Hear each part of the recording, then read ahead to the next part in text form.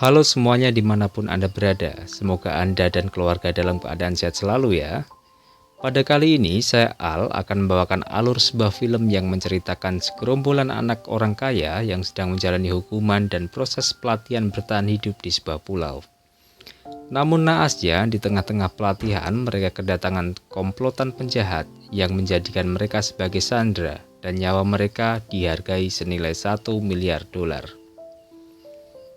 Semua pengurus kamp pelatihan dihabisi dan anak orang kaya ini diburu karena melarikan diri ke hutan. Film akhirnya semakin seru karena ada banyak adegan saling kejar dan saling melumpuhkan antara para penjahat dan para anak orang kaya ini. Oke, tanpa berlarut-larut, mari kita simak alur cerita film The Takedown.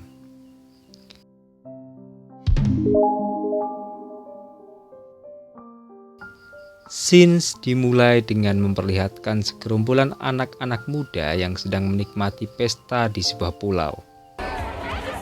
Kemudian terlihat seorang pria yang sedang berjalan dan tampak diperhatikan oleh orang-orang di sekitarnya. Itulah dia sang pemeran utama kita dalam film ini yang bernama Kyle yang diperankan oleh Jeremy Sumpter. Kyle terlihat berjalan menuju ke tempat pesta sembari menjawab sapaan dari teman-temannya yang menanyakan kabar. Di sela-sela itu, Kyle melihat kerumunan dan menyaksikan ada seorang gadis cantik sedang minum yang membuatnya tertarik. Lalu tanpa menunggu lama, Kyle pun menghampirinya.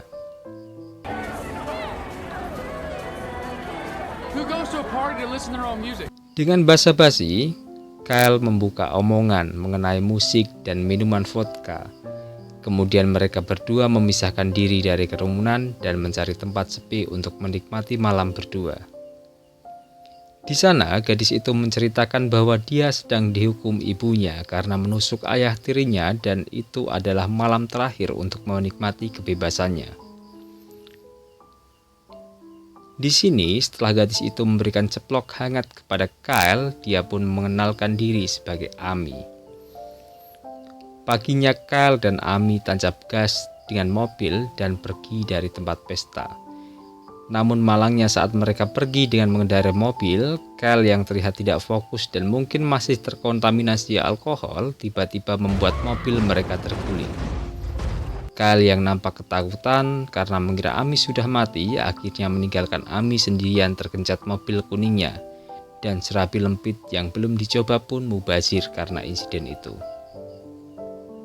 Scenes berpindah ke sebuah kota di mana Tuan Hartman, ayah Kyle, sedang menelpon salah satu petugasnya dan menanyakan keadaan gadis yang dicelakakan oleh Kyle. Petugas mengatakan bahwa gadis itu baik-baik saja, hanya memar dan tidak patah tulang, dan mereka harus membayar denda 100.000 dolar. Petugas tadi akhirnya menyebut Kyle di penjara Nassau akibat ulahnya. Namun Kyle cukup beruntung karena kebetulan si petugas kenal orang dalam sehingga Kyle mudah bebas.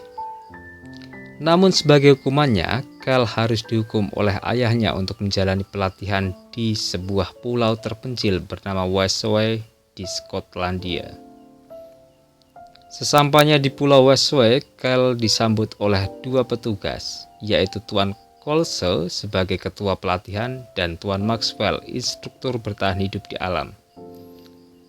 Namun dengan songong dan arogan, Kyle mengatakan kalimat yang kurang sopan pada mereka berdua. Sang ketua pelatihan menjawab Kyle dengan beberapa aturan yang harus ditaati. Dan di sini Kyle akan menjalani proses pelatihan selama 3 bulan sehingga bisa memahami arti hidup dan tidak manja lagi. Kyle akhirnya diserahkan ke Herrick yang lebih senior untuk diorientasi untuk menjalani proses perkenalan.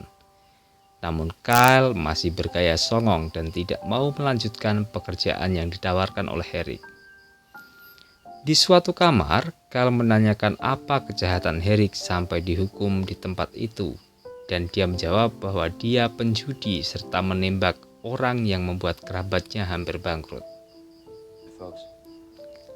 Setelah anak-anak orang kaya yang nakal telah berkumpul, akhirnya petugas meminta mereka berkenalan satu sama lain. Di situ terlihat sekali sifat-sifat arogan mereka yang masih sangat kental. Dan betapa kagetnya Kyle karena ternyata Amy ada di situ dan menyindir Kyle yang meninggalkannya sendirian saat kecelakaan.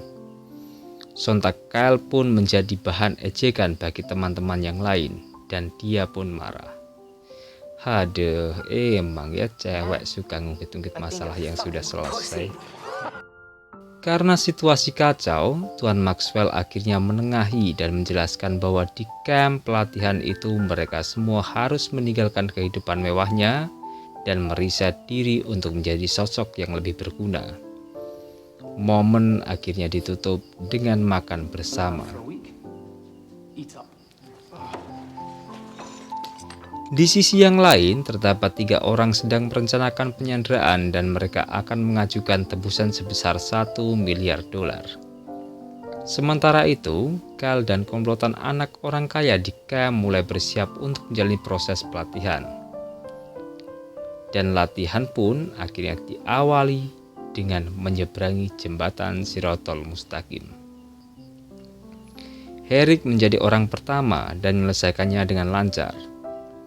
Disusul 2 cewek dan kemudian Amy yang cukup akrobatik dengan menunjukkan gaya balet, lalu berikutnya Kyle. Saat Kyle tiba di tengah, Thornton tiba-tiba menyusul membuat Kyle marah karena hampir terjatuh.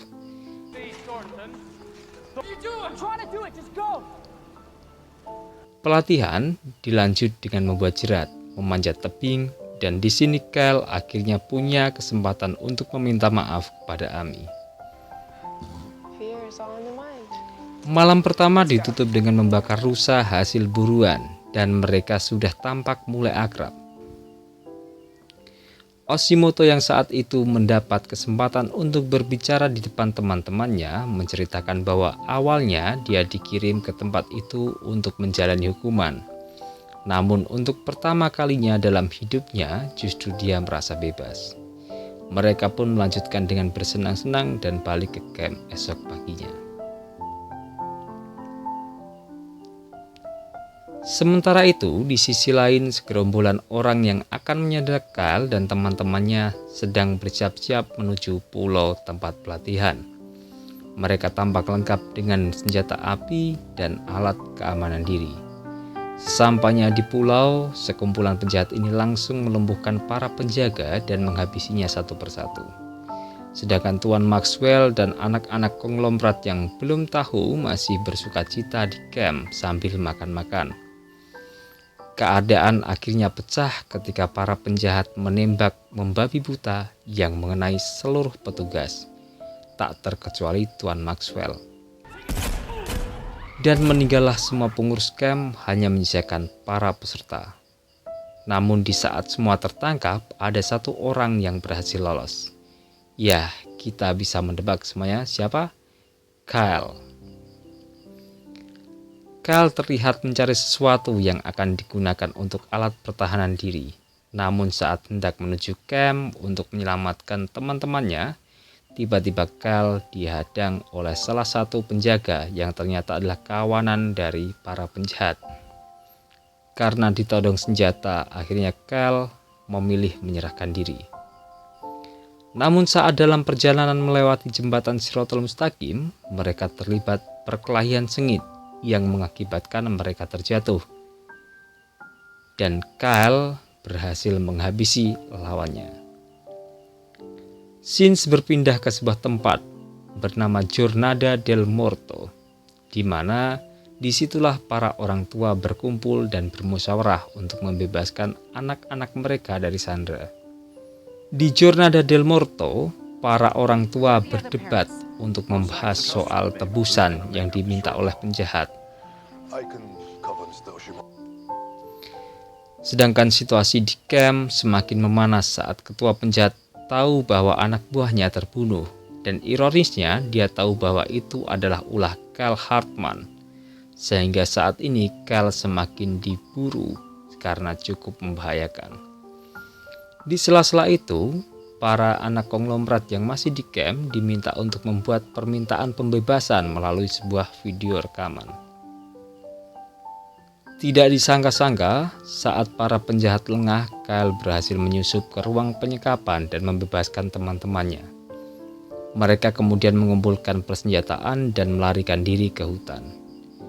Bos penyandra yang kaget karena semua sandera kabur akhirnya marah-marah dan memburu mereka.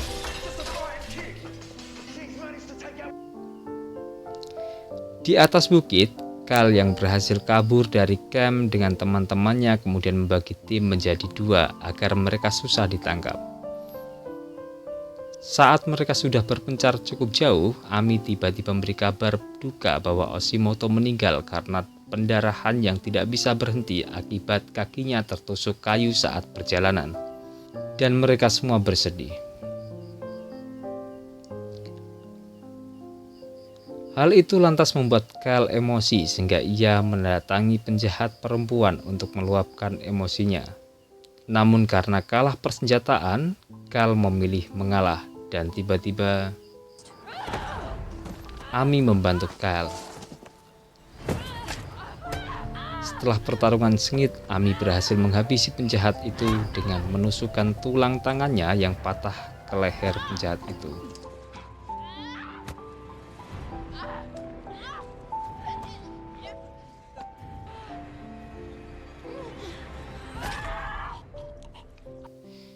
Aduh, ini momen paling ngilu sih, Cok.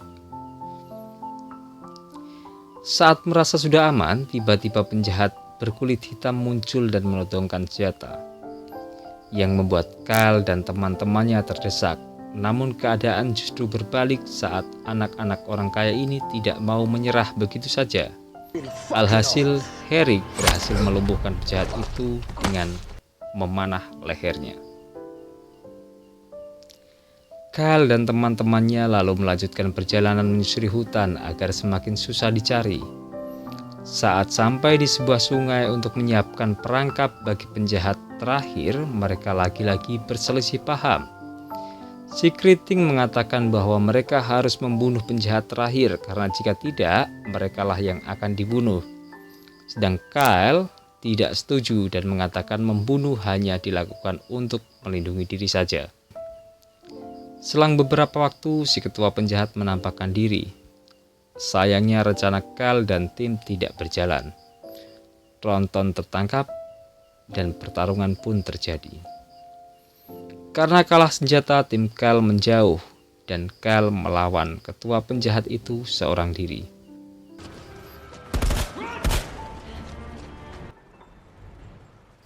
Beruntung bagi Kyle karena dia berhasil memenangkan pertarungan setelah memukul kepala penjahat itu dengan batu.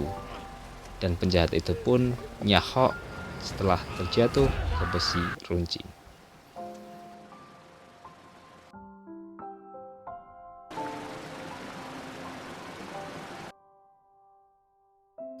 Setelah itu mereka kembali ke camp dan menemui orang tua mereka. Terlihat muka mereka yang plong setelah kejadian mencekam selama beberapa hari. Saat Ami sedang duduk, ia mengecek panggilan telepon di HP penjahat yang dia dapatkan saat terjatuh. Dan ternyata usut demi usut dalang dari semua rencana penyekapan ini adalah Jonathan, orang kepercayaan ayah Ami. Ayah Kyle yang emosi menonjoknya dan Jonathan diamankan oleh polisi. Innocent people are dead because of you. I've done nothing. She's making it up. Di akhir, Mr. Hartman, ayah Kyle tampak bangga karena anaknya sudah jauh lebih berkembang dari saat pertama datang ke camp. Dan film pun berakhir. Oke guys, dari film ini kita bisa ambil pelajaran bahwa jangan mau jadi anak orang kaya ya, karena kita bisa saja jadi sasaran penculikan. Ya meskipun gak enak juga sih jadi anak orang miskin, tapi ya disyukuri aja lah ya. Nasib. Terakhir, jangan lupa bantu agar channel ini terus berkembang dengan cara subscribe, share, dan jangan lupa berikan masukannya sebagai referensi untuk memperbaiki konten kami. Jika kalian ingin request film lain, tulis di kolom komentar ya. See you next time.